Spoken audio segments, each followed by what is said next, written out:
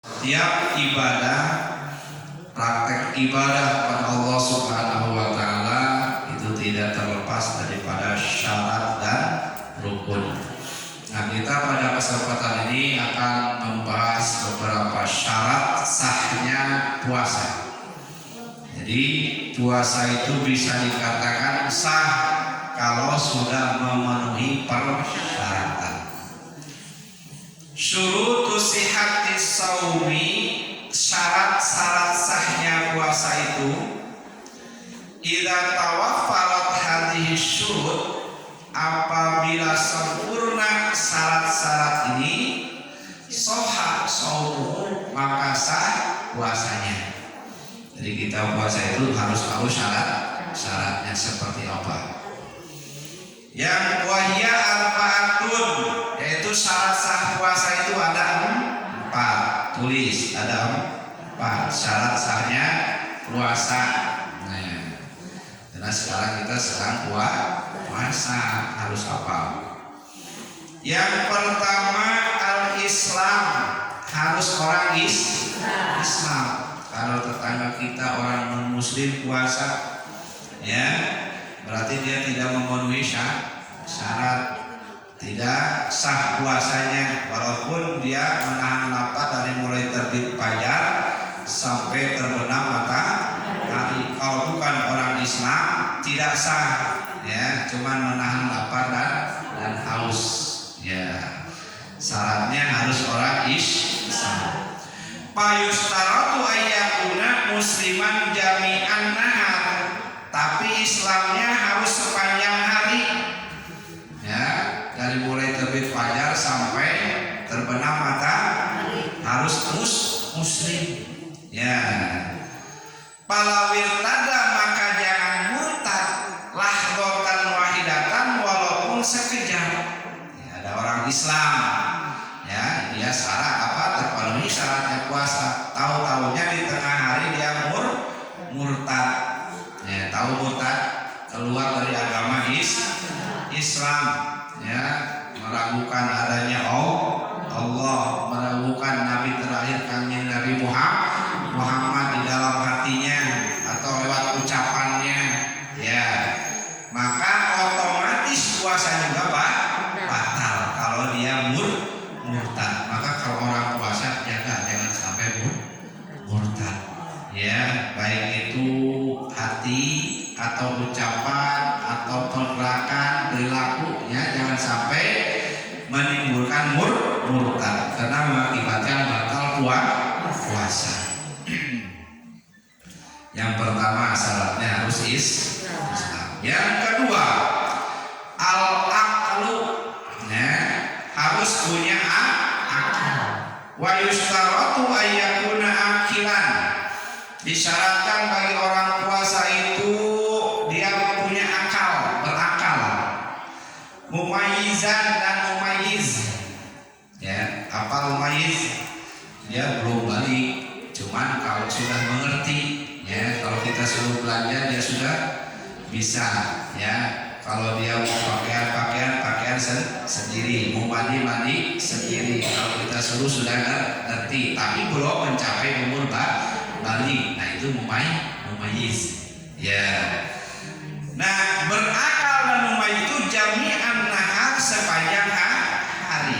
Falaujunna, dan apabila dia gila, ya, apabila dia gila, walau lahdotan, walaupun semenit, misalkan, ya, sedang puasa berakal, sudah mumayyiz, sikapnya akal, tahu-tahu di tengah hari gila. Namanya gila kan hilang akal, batal walaupun sekejap, batolat shaumuhu, maka batal puasanya. Jadi kalau orang berakal tiba-tiba di tengah hari gelo walaupun sebentar, batal puasa. Kenapa gelo? Karena gelo itu hilang akal, berarti dia tidak berakal, tidak terpenuhi syarat. Yang kedua punya akal. Yang ketiga wan niqabu minal haidi wan nifasi. Nah, syarat sah puasa itu bersih dari haid dan nifasnya. Ini khusus perempuan. Payustaratu disyaratkan antakunal mar'atu thahiratan jami'an nahar. Disyaratkan perempuan itu bersih suci sepanjang hari. Ya, supaya puasanya sah. Disyaratkan bahwa adalah perempuan itu harus suci sepanjang hari. Palau hadat apabila datang haid di akhirin nahari di ujung siang, misalkan maghrib jam 6, jam 5 lewat 55 haid. Jam 5 sore lewat 55, tinggal 5 menit lagi. Ya, walau lahdotan, walaupun sebentar, batalat saumuha, batal puasanya, harus buka. Karena puasa itu harus bersih dari haid dan nifas. Nifas itu darah yang habis melahirkan, itu namanya nifas. Jadi walaupun sudah seharian hanya tinggal 5 menit lagi, kemudian datang haid, maka wajib buka puasa karena sudah tidak memenuhi syarat. Nah, di sini syaratnya bersih sepanjang hari sampai terbenam matahari, tapi tetap harus diganti atau dikodok. Ya. Wa kadzalika law tahrata asnaihi, demikian juga kalau suci di pertengahan. Nah, kita tuh sudah haid, kita tidak puasa dari pagi, ya. Nah, setelah walakin yusanula al-imsak, kita sudah haid, maka sunnah bagi dia imsak bertahan. Misalkan gini, ya, kita itu puasa, ya, kita itu puasa dari pagi, di tengah-tengah haid, misalkan waktu zuhur, maka kita wajib buka. Tapi setelah buka kan masih ada waktu sampai maghrib. Walakin yusanu lahal imsak, sunnah imsak, menahan, jangan makan terus. Ya, cukup membatalkan saja. Setelah itu kita puasa lagi, tapi bukan puasa seperti puasa Ramadan, hanya puasa menahan lapar dan haus. Kenapa? Menghormati orang yang berpuasa. Jangan mentang-mentang sudah batal bebas makan di depan siapa saja, tidak boleh. Tapi kita harus imsak, harus menahan. Tapi kita wajib membatalkan. Langsung batalkan, makan yang kenyang, minum yang kenyang. Setelah itu puasa lagi sampai maghrib. Ya, tapi bukan puasa yang wajib. Ya, itu sunnah menahan. Tapi tetap nanti di akhir bulan Syawal harus dipotong. Ya. Walakin yusanu ala al-imsak, maka sunnah bagi dia bertahan. Yang keempat syaratnya al-ilmu biqoni bil waqti qabilan lisaum.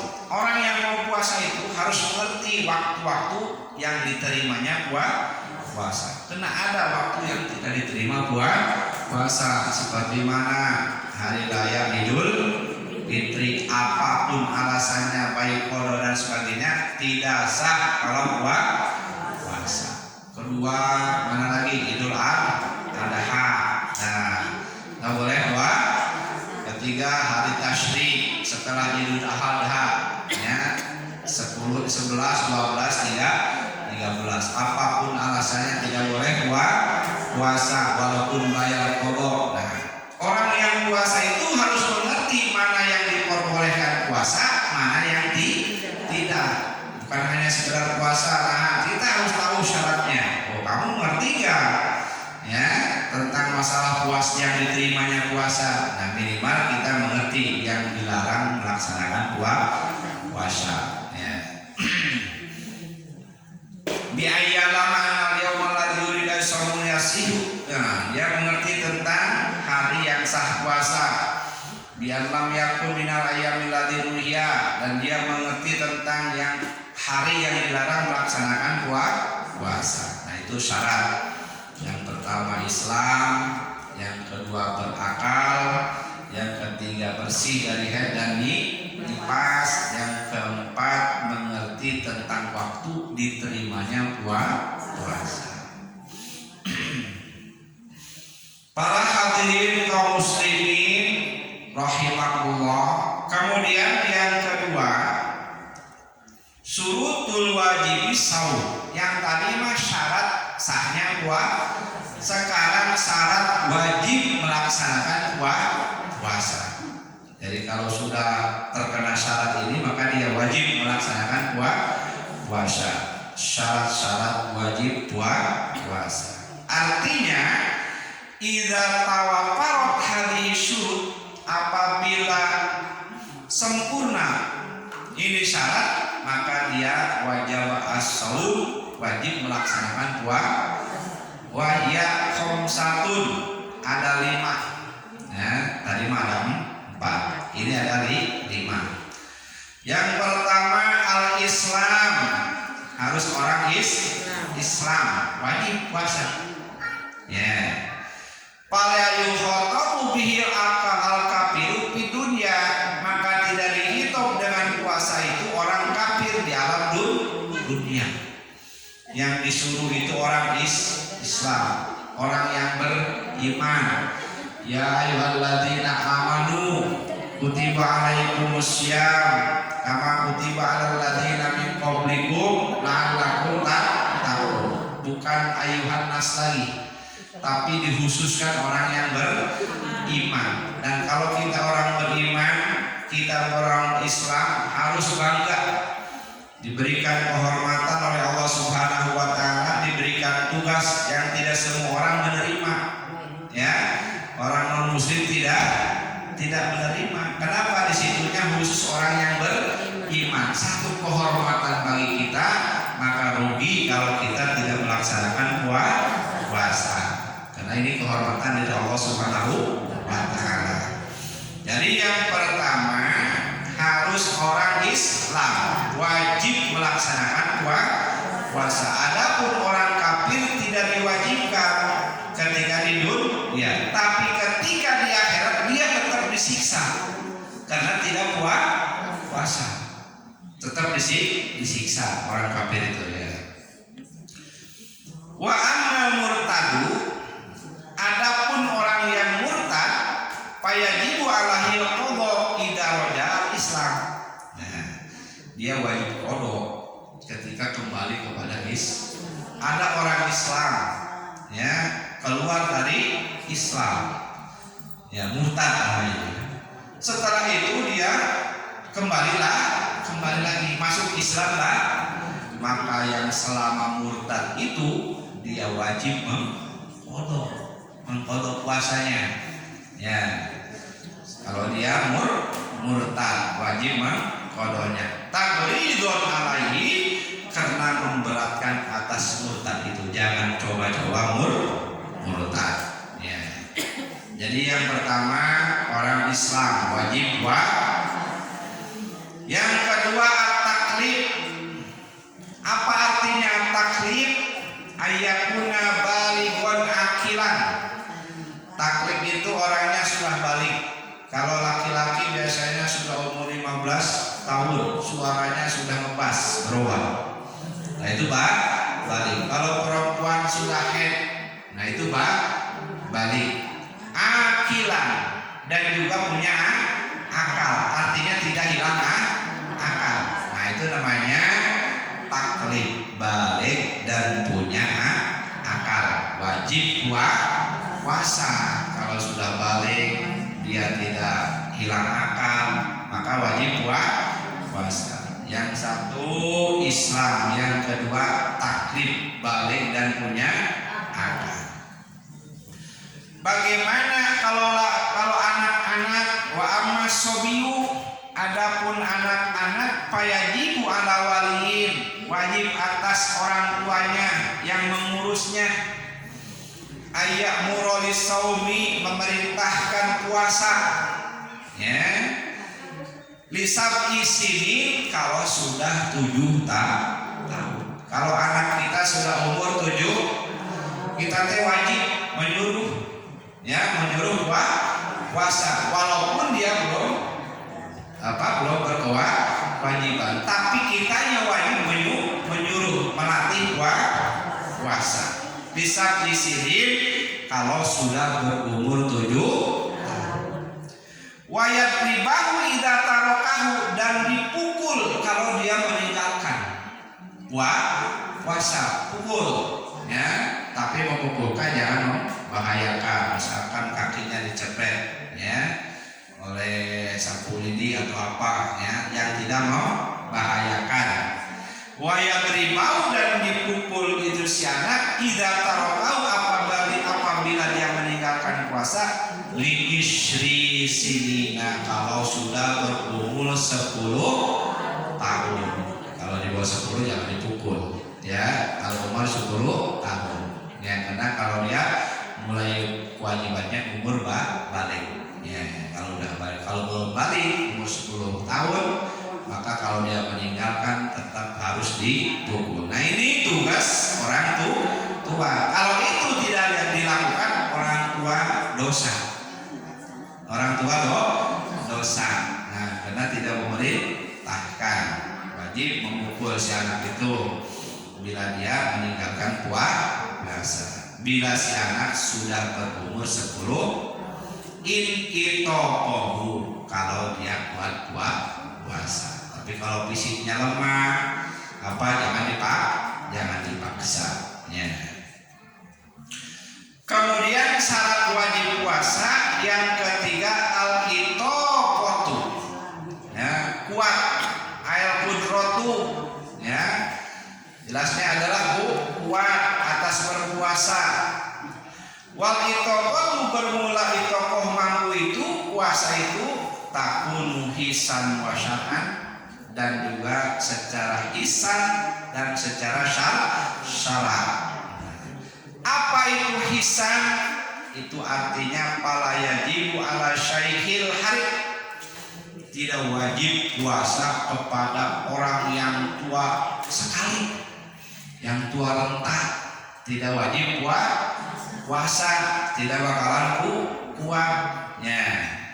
Yang satu tidak wajib terhadap orang tua yang sudah renta ya.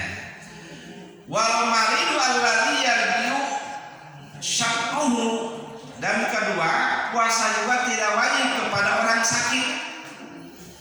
Orang sakit tidak wajib yang tidak diharapkan sembuh. Tidak ada harapan sembuh, bukan tidak diharapkan, tidak ada harapan sembuh. Itu sakitnya sudah menahun, misalkan ya, sulit untuk disembuhkan, maka dia tidak wajib puasa ya.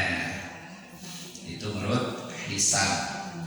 Wasya'an, dan syarat artinya pala yajibu alal haidi wan nifasi, tidak wajib kepada orang yang haid dan yang nifas. Dan haid tidak wajib puasa, setelah melahirkan mengeluarkan darah nifas tidak wajib puasa ya. Berapa lamanya? Biasanya menurut keterangan itu, kalau orang haid paling sedikit 1 hari 1 malam, biasanya 7 hari, paling lama 15 hari. Lewat 15 hari namanya darah istihadhah, darah penyakit, harus diperiksakan ke dokter ya. Khusus nifas itu adalah darah habis melahirkan, paling sedikit adalah sekecretan, kemudian umumnya adalah 40 hari, paling lama 60 hari ya. Kalau lewat 60 hari maka harus diperiksakan ke dokter, tetap wajib puasa, wajib sholat ya. Yang keempat, nah, syarat wajib puasa harus sehat, as-sihatu, harus sehat, badannya harus sehat. Pala yajibu alal marid, tidak wajib atas orang yang sakit. Nah, sakit seperti apa? Wadhabitul marid tubihul fitri, adapun penjelasan tentang sakit yang diperbolehkan berbuka puasa. Ya, dari ukuran sakitnya seperti apa sehingga dia boleh tidak berpuasa. Kalau hanya pilek, salesma, nah itu mah harus puasa. Ada aturannya. Ya, sakitnya seperti apa yang tidak boleh puasa? Ya. Ya. Yang pertama alladzi yakhafu minhu al-halak. Dengan puasa itu dia khawatir menjadi binasa atau kematian. Dia sakit, wah kalau saya puasa ini bisa mati. Nah, intinya maka tidak wajib puasa. Kalau karena puasa dia bisa meninggal. Atau takhoshifa, atau karena puasa itu penyakitnya jadi lambat sembuh, susah sembuh. Kalau gara-gara maka tidak wajib puasa. Nah itu jadi ada sakit yang ukuran tidak boleh berpuasa. Di antaranya kalau sakit gara-gara puasa menjadi binasa, atau dia lambat sembuh, atau auziadatul marid. Kalau saya puasa malah tambah ini penyakit, ya. Nah itu tidak wajib puasa. Nah dengan tidak wajib puasa tetap harus dikodok, ya, khusus puasa. Ya. Jadi syarat yang keempat tadi adalah harus sehat, ya, badannya harus kuat, sehat.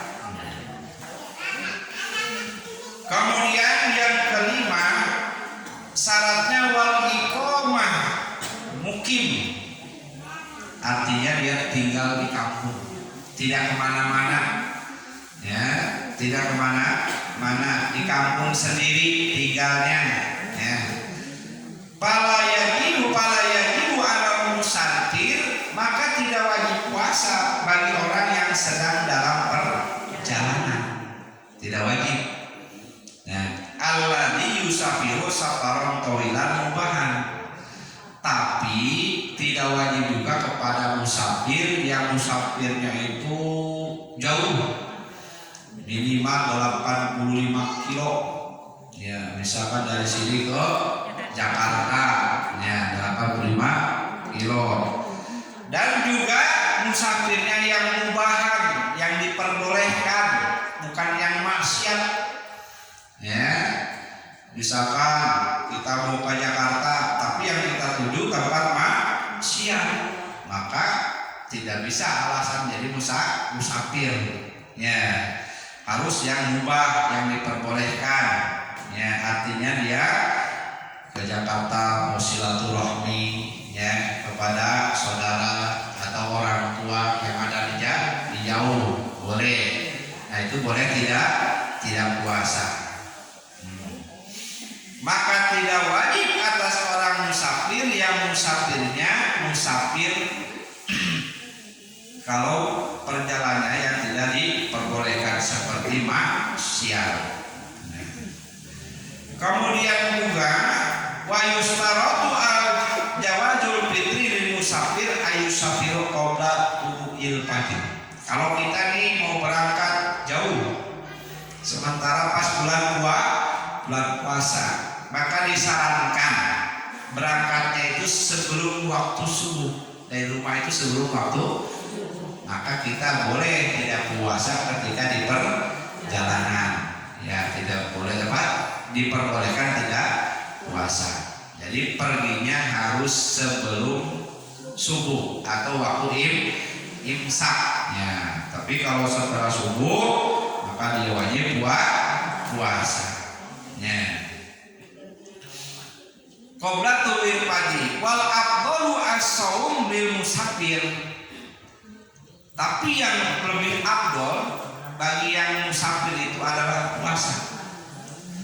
Nah, kan musafir itu boleh tidak puasa, tapi yang afdol kita illam yasaqo, kalau tidak nyaripukeun, kalau tidak memberatkan. Ya. Misalkan kita pergi ke Surabaya naik bis, nah ternyata ini tidak memberatkan, nyaman di perjalanan, di bawah buat saum, maka yang lebih afdal puasa. Ternyata kita bawa di perjalanan ini di bawah puasa malah pusing, masuk angin, badan pada dingin. Wal afdal al-fitru, yang lebih afdal adalah buka. Tergantung kondisi kita, ya, tergantung kondisi kita. Jadi kalau kondisi kita lebih enak di bawah puasa, maka lebih afdal puasa. Tapi kalau lebih enak di bawah buka, afdal buka. Nah, kalau afdal buka, kita kemudian tidak puasa, maka tetap harus diganti pada hari yang lain. Berapa hari? Ya, berapa hari ditinggal puasa selama 1 bulan? Nah, kemudian kita harus ganti hari berikutnya atau bulan berikutnya. Nah, itulah diantaranya penjelasan tentang masalah puasa Ramadan. Ada syarat-syarat sahnya puasa, ada juga syarat-syarat wajibnya puasa. Nah, barangkali ada yang bertanya tentang masalah puasa.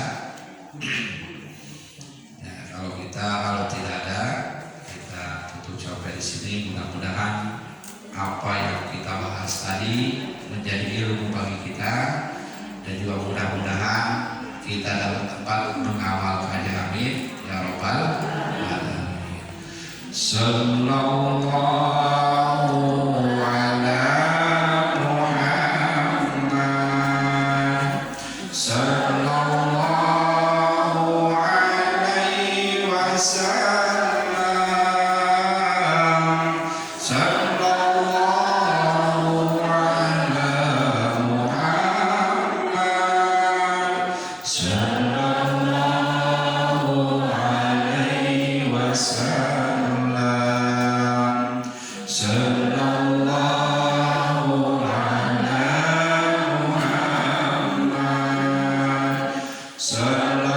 sallallahu alaihi wasallam, sallallahu ala Muhammad, sallallahu alaihi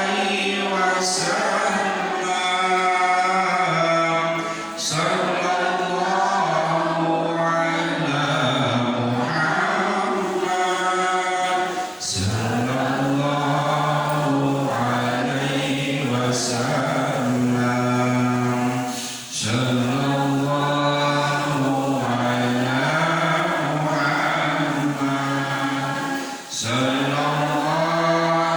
Muhammad,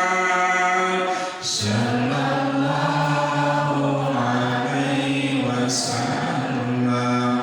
Allahumma shalli wa sallim wa barik alaihi, sallallahu alaihi ya dzal jalali. Allahumma shalli ala rabbil awwalin wa akhirin wa barik wa sallim wa radhiyallahu ta'ala wa rabbana kulli sahabatir rasulillahi ajma'in.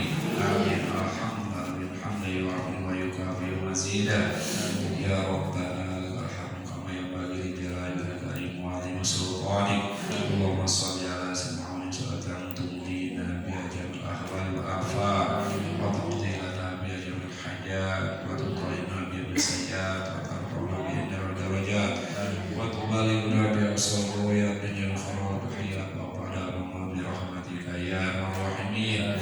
Allahumma ya Ghani ya Hamidu ya Mu'min ya Mu'in ya Rahim wa Dud aghdina bi halalika haramika bi ta'atika wa mas'alika man siwa. Allahumma inna tawassalika bi jahi Nabi Muhammadin sallallahu alaihi wasallam an tuqabbihana wa tuqabbih auladana wa dhurriyyatina wa talamina fi din.